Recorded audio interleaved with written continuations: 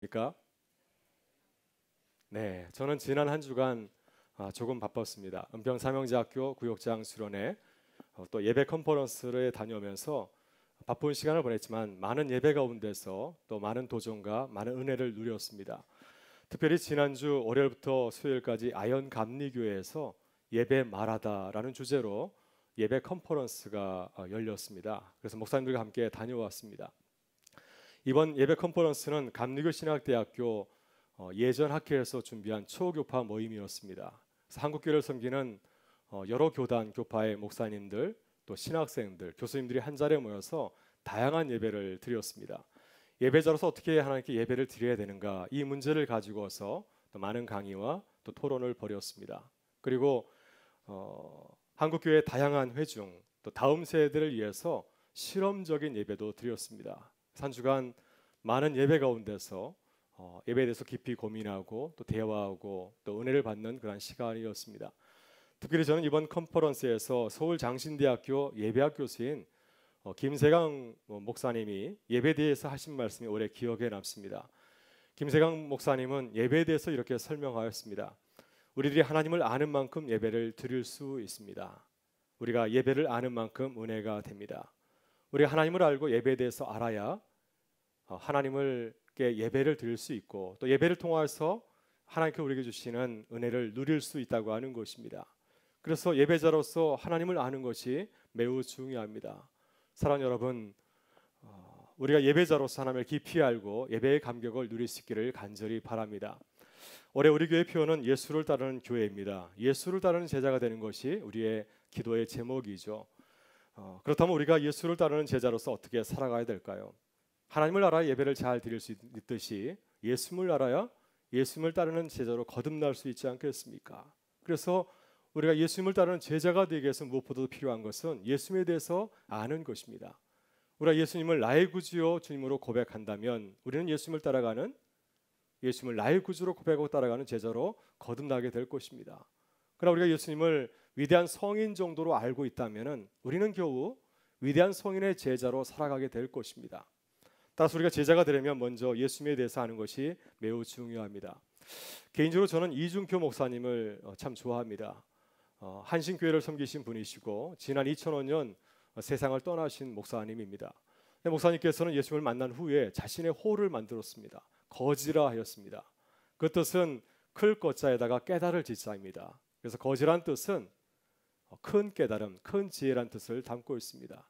이분이 예수님을 만나게 되었을 때 큰 깨달음을 느꼈다고 하는 것입니다. 그 내용은 사람은 반드시 죽는다고 하는 것이고요. 그리스도인들은 특별히 그리스도 안에서 죽고 그리스도 안에서 다시 태어난 사람들이라고 하는 것입니다. 그래서 목사님은 갈라디아서 2장 20절 이제는 내가 사는 것이 아니라 내 안에 계신 예수께서 사신 것이라. 이 갈라디아서 2장 20절에서 이 진리를 깨닫고 평생 별세 신앙, 죽음 신앙을 전하며 살아가셨습니다. 여러분 이준표 목사님처럼 우리가 예수님을 깊이 알게 될 때 예수를 따르는 제자로서 풍성한 삶을 누리며 살아가게 될 줄 믿습니다. 여러분 우리는 예수를 따르는 제자입니다. 그렇다고 한다면 예수님에 대해서 얼마나 알고 계십니까? 예수님에 대해서 알기 위해서 얼마나 노력하고 있습니까? 얼마나 사모하며 기도를 드리고 있습니까? 앞으로 산상순의 말씀을 묵상하면서 예수님에 대해서 더욱 알아가는 제자가 되길 바랍니다. 그래서 주 안에서 풍성한 제자의 삶을 누리며 살아가는 우리 교우들이 되실 수 있기를 주의 이름으로 축원합니다. 오늘 주님은 산상순의 말씀에서 예수님 자신이 어떤 분이신가를 소개하고 있습니다. 산상순에서 만나는 예수님은 참 이해하기 힘드신 분입니다. 왜냐하면 제자들에게 무리한 요구를 하시는 분이기 때문이죠. 제자들에게 팔복과 같은 천국 백성의 성품을 요구하십니다. 또 세상의 빛과 소금 같은 수준 높은 제자의 삶을 요구하고 계십니다. 무엇보다도 오늘 본문을 보게 되면은 바리새인들보다 더 뛰어난 더 나은 의를 요구하시는 것을 보게 됩니다. 만일 우리가 주님에 대해서 잘 모른다면 누구든지 실족하고 넘어질 수가 있습니다. 부자 청년이 예수님을 잘 몰랐기 때문에 떠나가지 않았습니까? 주님께서 그에게 내 재산을 팔아서 나누어 주고 그리고 나서 나를 따르라 말씀하셨을 때 근심하여 돌아가게 되었습니다. 우리도 주님을 잘 모르면 이 부자 청년같이 실족하고 넘어질 수가 있습니다. 그러나 주님에 대해서 잘 알게 된다고 한다면 왜 그분이 우리를 제자로 부르셨는지 왜 어려운 제자의 길을 걸어가게 하시는지 그 마음을 알게 된다면 우리는 주님을 기뻐하며 따라가게 될 줄 믿습니다. 여러분 베드로가 그랬습니다. 예수님에 대해 잘 모를 때에는 예수님을 부인하고 배반하고 도망쳐 버렸습니다. 그러나 부활하신 주님을 갈릴리 바닷가에서 다시 만나게 되었을 때 나를 사랑하시는 주님의 마음을 깊이 알게 되었습니다. 그래서 베드로는 누구보다도 주님을 위해 살아가는 제자로 거듭나게 되었습니다. 이렇게 우리도 주님의 마음을 이해하고 깨닫게 될 때 어떤 상황 가운데서 주의 말씀에 순종하며 주님의 뜻을 이루게 살아가는 제자로 거듭나게 될 줄 믿습니다. 오늘 예수님께서는 우리에게 어려운 말씀을 하십니다. 왜 주님께서 항상 수훈의 말씀에서 어려운 말씀을 하실까요? 오늘 본문 말씀을 가만히 묵상해 보게 되면 그 속에는 주님의 뜻이 있고 주의 마음이 있습니다. 그래서 이 시간 우리를 향하신 주님의 마음을 깨닫고 주님을 기쁘게 따라가는 제자가 될 수 있기를 축원합니다. 예수님은 어떤 분이신가요? 첫째, 예수님은 하나님의 말씀을 완전하게 이루시는 분이시라고 말씀하고 있습니다. 본문 17절에서 주님께서 우리에게 오신 이유를 이렇게 간단하지만 아주 분명하게 말씀하십니다. 같이 한번 읽어보겠습니다. 내가 율법이나 선지자를 폐하러 온 줄로 생각하지 말라. 폐하러 온 것이 아니요 완전하게 하려 함이니라. 아멘. 여기서 율법이나 선지자는 예수님 당시에 성경을 말하고 있습니다.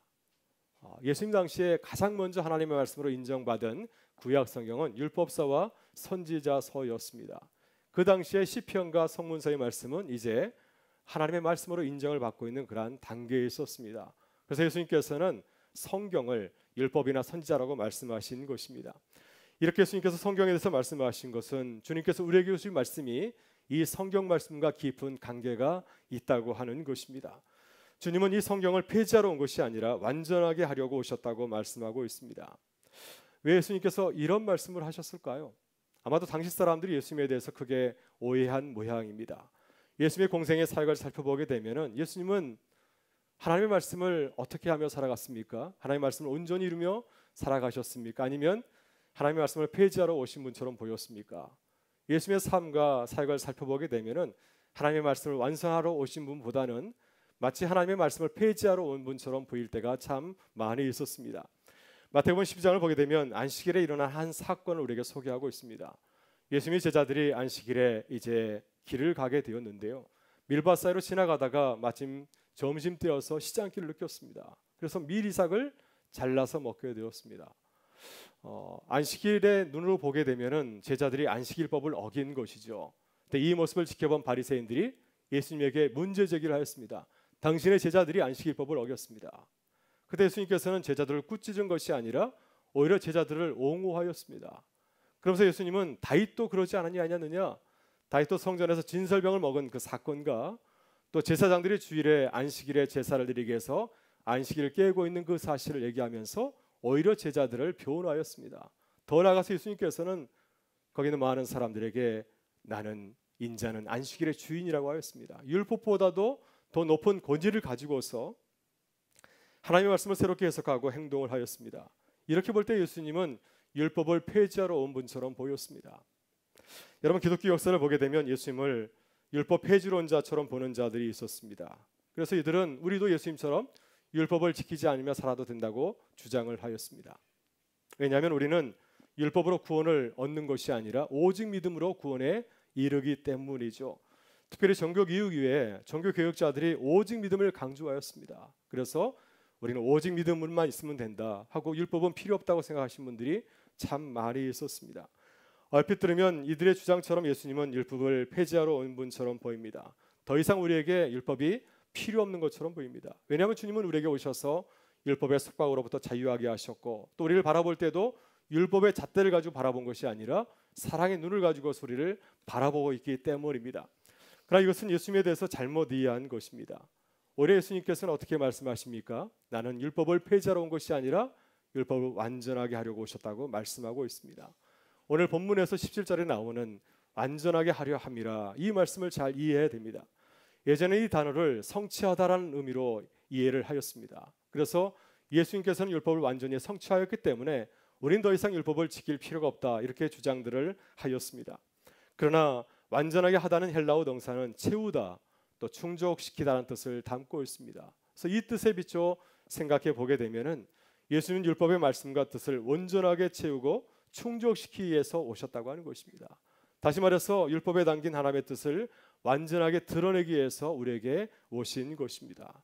그래서 주님의 마음은 무엇입니까? 제자들이 이 하나님의 말씀을 온전히 지키게 하려고 도우시려고 찾아온 것이었습니다. 우리가 조금 전에 나눴던 안식일 사건을 다시 살펴보게 되면은 주님이 어떤 분인지를 알 수가 있습니다. 여러분, 주님이 율법을 폐지하였습니까? 안식일법을 지킬 필요 없다고 말씀하였습니까? 나는 안식일의 주인이기 때문에 내 마음대로 해도 된다, 너희들 마음대로 안식일에도 행동해야 된다고 말씀하였습니까? 그렇지 않습니다. 예수님께서 안식일에 손마른 사람을 치유하신 것은 안식일을 주신 하나님의 뜻을 온전히 깨닫게 하려는 것이었습니다. 아무런 생각 없이 맹목적으로 율법을 지켜있는 것이 아니라 하나님께서 우리에게 주신 그 뜻을 깊이 생각하면서 기뻐하며 살아가게 하시려고 우리에게 찾아오신 것이었습니다. 그래서 본문 18절에서 주님은 이렇게 말씀하십니다. 같이 읽어보겠습니다. 진실로 너에게 이르노니 천지가 없어지기 전에는 율법의 1.1획도 결코 없어지지 아니하고 다 이루리라. 아멘. 네, 주님은 율법을 폐지하러 온 것이 아니라 성경에 있는 모든 말씀을 1.1획까지라도 다 지키기 위해서, 온전히 이루기 위해서 우리에게 찾아오셨다고 하는 것입니다. 그래서 마태복음 5장 21절 이하를 보게 되면 예수님께서는 6가지 구체적인 율법의 사례를 우리에게 소개하고 있습니다. 살인하지 말라, 간음하지 말라, 맹세하지 말라, 이에는 이, 눈에는 눈, 내 이웃을 사랑하고 내 원수를 미워하라. 이 말씀을 가지고서 제자들이 어떻게 하나님의 말씀을 읽고 그들의 삶의 자리 가운데서 적용하며 살아갈 것인에 대해서 분명히 말씀하셨습니다. 그래서 이 마태복음 5장 21절 이하를 가만히 살펴보게 되면은 예수님께서는 지금까지 유대인들이 이해하고 해석한 것과는 전혀 다르게 하나님의 말씀을 읽고 적용하는 것을 보게 됩니다. 놀라운 사실은 예수님께서 바리새인들보다도 이 하나님의 율법의 말씀을 더 엄격하게 해석하고 그것을 적용하고 있다고 하는 것입니다. 따라서 예수님은 율법을 폐기하는 것이 아니라 오히려 율법을 완전하게 지키고 있습니다. 바로 여기 주님께서 우리에게 찾아오신 이유가 있습니다. 주님은 단순히 주님만 율법을 완전하게 지키기 위해서, 너희는 지킬 수 없어, 내가 대신 지킬게, 주님만 온전하게 지키려고 이곳에 오신 것이 아니라 우리로 하여금 주의 말씀을 온전히 지킬 수 있도록 돕기 위해서 찾아오셨다고 하는 것입니다. 주님 우리에게 오신 목적은 우리를 도우시려고 하는 것입니다. 우리 하나님의 말씀을 맹목적으로 힘들게 지키며 살아가는 것이 아니라 주의 말씀을 깨닫고 기뻐하며 살아가게 하시려고 우리를 찾아오신 것입니다. 이것이 주님께서 우리에게 말씀을 주신 중요한 이유입니다. 빌립보서 3장에서 사도 바울이 자신의 모습을 소개하고 있습니다. 바울이 예수님을 만나기 전에는 율법을 어떻게 읽었습니까? 맹목적으로 읽었습니다. 율법의 잣대를 가지고서 주위를 돌아보면서 사람을 정죄하고 비판하고 판단하였습니다. 그래서 그리스도인들을 죽이려고 하였고 그들을 심하게 박해하였습니다. 그러니까 예수님을 만난 뒤에는 그가 전혀 다른 사람이 되었습니다. 이제는 율법의 잣대로 세상을 바라보는 것이 아니라 그리스도의 사랑을 가지고서 세상을 바라보고 이웃을 바라보고 있습니다. 그래서 바울은 주님의 말씀을 깊이 깨닫고 주님의 뜻을 완전하게 이루기 위해서 달려갔습니다. 여러분, 우리는 예수님을 어떤 분으로 믿고 살아가고 있습니까? 오늘 본문에서 주님은 우리를 돕기 위해서 오셨다고 말씀하고 있습니다. 완전하게 주의 말씀을 이루어갈 수 있도록 우리를 돕기 위해서 찾아오셨다고 말씀하고 있습니다. 여러분, 그렇다고 한다면 우리는 어떻게 살아가야 되겠습니까? 우리가 그분을 따르는 제자라고 한다면 우리도 주님처럼 완전하게 주의 말씀을 이루며 살아가야 되지 않겠습니까? 여러분, 우리가 이제는 우리의 생각과 지식과 경험을 가지고 세상을 바라보는 것이 아니라 주님의 눈을 가지고서 우리 주위와 또 이웃을 바라볼 수 있기를 바랍니다. 주님의 뜻을 온전히 이루기 위해서 기도하실 수 있기를 바랍니다. 성령의 은혜를 구하실 수 있기를 바랍니다. 하나님, 나도 주님처럼 주의 말씀을 온전히 이루는 제자가 되게 하여 주옵소서. 간절히 사모할 때 주님께서 우리를 도우셔서 우리가 율법을 폐지하며 살아가는 것이 아니라 주의 말씀을 온전히 이루는 제자의 삶을 걸어가게 하실 줄 믿습니다. 여러분, 주님은 또한 어떤 분이십니까? 둘째로 예수님은 작은 계명까지라도 소중히 여기시는 분이십니다. 본문 19절에서 주님은 어떻게 주의 말씀을 완전하게 이루어야 되는지에 대해서 말씀을 하고 있습니다. 우리 같이 한번 읽어보겠습니다. 그러므로 누구든지 이 계명 중에 지극히 작은 것 하나라도 버리고 또 그같이 사람을 가르치는 자는 천국에서 지극히 작다 일컬음을 받을 것이요 누구든지 이를 행하며 가르치는 자는 천국에서 크다 일컬음을 받으리라. 아멘. 네, 이 말씀에서 예수님은 지극히 작은 계명에 대해서 말씀하고 있습니다.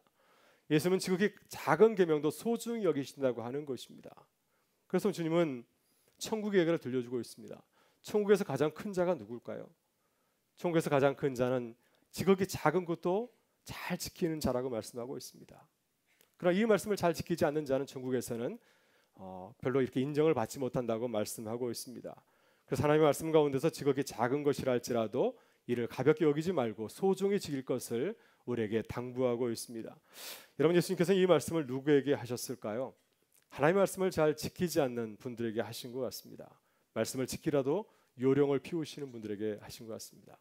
하나님의 말씀을 이렇게 둘로 나눠서 중요한 계명, 중요하지 않은 계명, 꼭 지켜야 될 계명, 지켜야 될 계명, 이렇게 나누어서 생각하는 분들에게 하신 것 같습니다. 여러분, 유대인들은 율법을 613개로 분류하였습니다. 랍비 아빠라는 분이 있는데 이분은 율법을 이렇게 둘로 나누었습니다. 가장 중요한 계명, 덜 중요한 계명. 그런데 이분이 분류하기를 가장 중요한 계명은 내 부모를 공경하라. 이 계명이 가장 중요한 계명이고, 가장 가벼운 계명은 어미새와 새끼를 동시에 취하지 말라, 이렇게 생각을 하였습니다. 여러분, 이렇게 하나님의 말씀을 가장 중요한 계명과 덜 중요한 계명으로 분류하는 것은 잘못된 것은 아닙니다. 예수님께서도 그렇게 하셨기 때문이죠. 마태복음 22장 31절 이하를 보게 되면 예수님께서 율법들 가운데서, 계명들 가운데서 가장 중요한 계명에 대해서 말씀하였습니다. 가장 중요한 계명이 무엇이라 말씀하였습니까? 내 마음을 다하고 목숨을 다하고 뜻을 다하여 주 너희 하나님을 사랑하라. 그리고 다음 되는 계명은 내 이웃을 내 자신같이 사랑하라는 계명이라고 말씀하였습니다. 하나님을 사랑하고 이웃을 사랑하는 계명이 수많은 계명들 가운데서도 가장 중요한 계명이라고 하는 것입니다. 그렇다면 예수님께서 지극히 작은 계명을 지키지 않는 자를 천국에서 작다고 하신 이유는 무엇이겠습니까? 우리의 생각대로 큰 계명과 작은 계명을 구분하고 작은 계명을 가볍게 여기지 말라고 하는 것입니다. 그래서 예수님께서는 마태복음 23장 23절에서 큰 계명과 작은 계명을 나누고 큰 계명을 지키지만 작은 계명을 지키지 않았던 바리새인들에게 이렇게 말씀하였습니다. 같이 읽어보겠습니다. 화 있을진저 외식하는 서기관들과 바리새인들이여, 너희가 박하와 회양과 근처의 11조는 들이되 율법에 더 중한 바 정의와 긍휼과 믿음은 버렸도다. 그러나 이것도 행하고 저것도 버리지 말아야 할지니라. 아멘.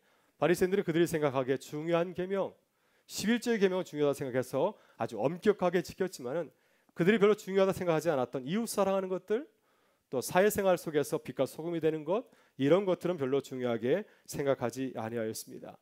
따라서 주님이 제자들에게 당부하는 것은 우리가 보기에 덜 중요한 계명도 소중하게 생각하라고 하는 것입니다. 우리의 생각으로 구분하지 말라는 것입니다. 우리의 생각에 더 중요한 계명, 덜 중요한 계명, 이렇게 구분하는 것이 아니라 주님께서 보시기에 소중한 계명이 무엇인가를 생각하고 그 말씀을 소중하게 생각하며 살아가려고 하는 것입니다. 주님의 눈을 가지고서 계명을 구분하게 되면은 가장 작은 계명도 우리가 사랑하면서 지킬 수 있기 때문입니다. 여러분, 요즘 반려견을 키우는 가정들이 늘어나고 있습니다. 여러분, 반려견 키우시나요? 네, 그래서 반려견에 대한 책들이 많이 나오고 있는데요. 최근에 제가 아주 인상적인 책을 보게 되었습니다. 당신은 개를 키우면 안 된다, 이런 책이 있습니다. 그래서 반려견을 키우는 수칙에 대해서 소개를 하고 있는데요. 이 책을 쓴 분은 강형욱이라는 분입니다. 반려견 행동 전문가이죠. 개보다도 개를 더 잘하는 분. 이 바로 이 강형욱입니다. 그래서 중학교 3학년 때부터 반려견과 함께 생활하면서 반려견을 훈련하는 그런 이제 조련사가 되었는데요. 이번 이 책에서 주장하는 게 있습니다. 반려견을 키우려면 반려견의 관점에서 생각하고 배려하라고 하는 것입니다. 반려견을 나의 액세서리? 아니면 나의 물건? 이렇게 생각하는 것이 아니라 내 가족으로 받아들이라고 하는 것입니다. 그래야 그 사람이 반려견과 함께 행복을 누릴 수 있다고 말하고 있습니다. 여러분, 우리도 주님의 말씀을 지킬 때도 이런 마음이 필요합니다. 주님이 기뻐하는 것이 무엇일까? 이 마음을 가지고서 주의 말씀을 바라보는 것입니다. 이 마음을 가지고서 바라볼 때 지극히 작은 것이라 할지라도 우리가 기쁘게 주의 말씀을 따르게 될 줄 믿습니다. 그래서 우리가 주님을 기뻐하는 제자가 되길 바라고요. 주님 우리를 기뻐하는 제자가 될 수 있기를 주의 이름으로 축원합니다. 셋째, 예수님은 바리새인의 의보다 더 나은 의를 기대하시는 분이십니다. 본문 20절에서 예수님은 제자들에게 충격적인 말씀을 하였습니다. 같이 한번 보실까요? 내가 너에게 이르노니 너희의 의가 서기관과 바리새인보다 더 낫지 못하면 결코 천국에 들어가지 못하리라. 아멘. 네, 오늘 본문 말씀을 보게 되면은 아마 제자들은 느슨한 마음을 가지고 있었던 것 같아요. 엄격하게 말씀을 지키지 않아도 돼, 이런 마음을 갖고 있었는데 예수님은 제자들에게 아주 지키기 힘든 말씀을 하였습니다. 어떤 말씀을 하였습니까? 율법을 완전하게 지켜라. 지극히 작은 계명이라 할지라도 소중히 여겨라. 더 나아가서 주님은 어떻게 말씀하십니까? 너희들은 바리새인들보다도 더 말씀을 잘 지켜야 된다. 이렇게 말씀하고 있습니다. 그래서 제가 이 말씀을 묵상하면서 예수님은 참 짓궂은 분이시다. 우리가 잘 지키지 못할 것을 뻔히 알면서 왜 이렇게 어려운 계명을 말씀하시는가 하는 생각이 들었습니다. 여러분, 예수님 당시에 이스라엘 사회에서 가장 율법을 잘 지킨 사람들이 누구였을까요? 그들은 바로 바리새인들이었습니다. 바리새인이라는 이름은 분리된 자들이라는 뜻을 담고 있습니다. 그래서 그들은 자신의 삶을 거룩하게 구별하고 하나님의 말씀 지키는 것을 생명처럼 여겼습니다. 로마군과 싸울 때 안식일이어서 그들은 싸움을 포기하였습니다. 안식일이어서 싸움을 하지 않다가 결국은 예루살렘 성이 멸망하게 되었거든요. 이 정도로 그들은 하나님의 말씀대로 살아간 자들이었습니다. 근데 주님은 예수님을 따르는 제자들의 경쟁 상대가 누구라고 말씀하고 있습니까? 그들의 대상은 무리가 아니라 바로 이 바리새인이라고 하는 것입니다. 바리새인처럼 의롭게 살라고 말씀하고 있습니다. 근데 놀라운 사실은 바리새인들보다 더 뛰어나게 더 나은 의를 가지고 살아갈 것을 당부하고 계십니다. 여러분, 그다음 주님께서 제자들에게 말씀하신 바리새인보다 더 나은 의가 무엇을 말할까요? 주께서 말씀하시는 그 의는 하나님 보시기에 착한 행실을 말하고 있습니다. 마태복음 5장 17절에서 16절에서 주님은 제자들에게 너의 빛이 사람 앞에 비추게 하여 사람들이 너의 착한 행실을 보고 하나님 아버지께 영광을 돌리게 하라 말씀하였습니다. 또 팔복에서 두 번에 걸쳐서 이 의에 대해서 말씀하고 있습니다. 의에 줄이고 목마른 자는 복이 있나니 그들이 배부를 것이며 의를 위하여 박해를 받는 자는 복이 있나니 천국의 그들의 것임이라. 그래서 이 의는 어떤 의입니까? 하나님과 이웃을 위해서 오래 참는 의입니다. 하나님과 이웃을 위해서 나를 희생하고 기꺼이 고난에 참여하는 의를 말하고 있습니다. 이 점에서 바리새인들보다 더 뛰어나라고 하는 것입니다. 이 세상에 있는 의로운 자들보다, 사람들이 보기에 참 근사한 사람이라 생각하는 그들보다도 더 뛰어난 그리스도인이 되라고 하는 것입니다. 하나님을 사랑하고 이웃을 사랑하는 일에 세상에서 으뜸이 되라고 우리에게 말씀하고 있습니다. 예수님께서 바리새인보다 더 뛰어나라는 것은 무슨 뜻이겠습니까? 그것은 바리새인들의 종교적인 열정은 본받지만 그들의 위선과 외식은 본받지 말라고 하는 것입니다. 마태복음 5장 21절 이하를 묵상하게 되면 바리새인들은 우리가 얼마나 많이 율법을 지켰는가 이것을 중요하게 생각하였습니다. 그래서 부자 청년도 주님 앞에 나왔을 때 주님, 내가 모든 율법을 다 지켰습니다. 얼마나 많이 지켰는가, 이 양적인 개념을 가지고서 이렇게 주님에게 주장을 하였습니다. 근데 주님은 제자들에게 어떻게 말씀하고 있습니까? 얼마나 더 깊이 주의 말씀을 순종하며 따랐느냐를 생각해 보라고 하는 것입니다. 사람에게 보이려고 하는 것이 아니라 하나님 보시기에 얼마나 주의 말씀을 깊이 순종하게 해서 애를 썼느냐 이렇게 묻고 있습니다. 그래서 주님이 제자들에게 바라시는 것은 더 많은 순종이 아니라 더 깊은 순종을 우리에게 말씀하고 있습니다. 이것이 주님께서 우리에게 말씀하시는 더 자은 제자의 의라고 하는 것이죠. 왜 주님께서 우리에게 더 나은 의를 요구하실까요? 왜 우리에게 무리한 요구를 하시겠습니까? 주님께서 우리를 사랑하시기 때문입니다. 우리를 사랑하시는 그 마음을 우리가 이해하게 될 때 우리가 더 나은 의를 보여주는 제자의 삶을 걸어가게 될 줄 믿습니다. 여러분, 지난 한 주간 우리 교회는 정말 바쁜 한 주였습니다. 월요일과 화요일에는 은병 사명자가 있었고요. 또 지난 금요일과 토요일에는 구역장 수련회가 있었고, 또 지난 주일과 이번 주일에는 교사 대학이 있습니다. 정말 분주한 한 주였습니다. 그런데 제가 감사한 것은 이 모임마다 많은 분들이 모였습니다. 교사 대학에도 많은 교사들이 모이게 되었고요. 은평 사명자교도 80명의 학생들이 등록을 하였고, 또 구역장 수련회도 장소가 비좁할 정도로 많은 구역장들이 모였습니다. 그 가운데서 저는 귀한 마음을 보았습니다. 좋은 교사, 좋은 구역장, 좋은 제자가 되고 싶어하는 우리 성도들의 귀중한 마음을 보았습니다.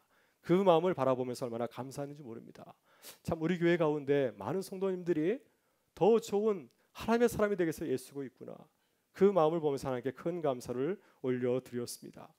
여러분, 우리가 어떻게 주님을 따라가는 제자로 거듭날 수 있겠습니까? 이 마음을 가질 때 가능하지 않겠습니까? 주님을 더 알아가기 원하는 마음, 주님을 더 사모하는 그 마음을 가지고 있을 때 우리가 주님을 따라가는 제자로 거듭나게 될 줄 믿습니다. 오늘 주님 우리에게 어떻게 말씀하고 계십니까? 우리를 돕기 위해서 오셨다고 말씀하고 있습니다. 내가 완전하게 하려 함이라.